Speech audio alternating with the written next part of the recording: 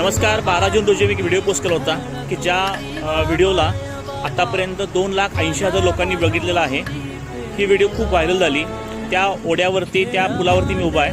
या ठिकाणी तुम्ही पाठीमा पाहू शकता की या ओढ्याचं पाणी आत्ता किती आहे आणि त्या दिवशी ढगफुटीमुळे किती मोठ्या प्रमाणामध्ये या ओढ्याला पाणी होतं, त्याचा प्रवाह होता.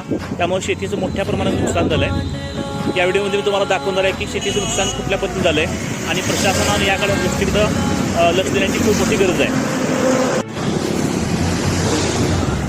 हाच आहे तो पूल ज्या ठिकाणी हा ओढा वाहतोय आणि त्या दिवशी पाण्याची पातळी तुम्ही पाहू शकता. माझी मागची व्हिडिओची जी लिंक आहे ती या कमेंट बॉक्समध्ये टाकते, तुम्ही दोन्ही व्हिडिओ पाहू शकता. या ठिकाणी शेतीचं मोठ्या प्रमाणावर नुकसान झालेलं आहे. शेतातील पिकं मातीसहित वाहून गेलेली आहेत. तर या ठिकाणी तुम्ही पाहू शकता की कशा पद्धतीनं शेतीचं नुकसान झालेलं आहे. संपूर्ण जी शेती आहे ती भुईसपाट झालेली आहे. शेतातील मातीसुद्धा आहे ती वाहून गेलेली आहे. तुम्ही या व्हिडिओमध्ये पाहू शकता. तर माझी अशी विनंती आहे की प्रशासनाने या गोष्टीकडे लक्ष देण्याची गरज आहे. शेतकऱ्यांनी जे कष्टाने शेती पिकवली असते त्या कष्टाची किंमत होणं गरजेचं आहे. तुम्ही इथं पाहू शकता की ही जी माती आहे ती पूर्णपणे वाहून गेलेली आहे आणि हाच तो ओढा की या ओढ्याला पाणी आलं होतं.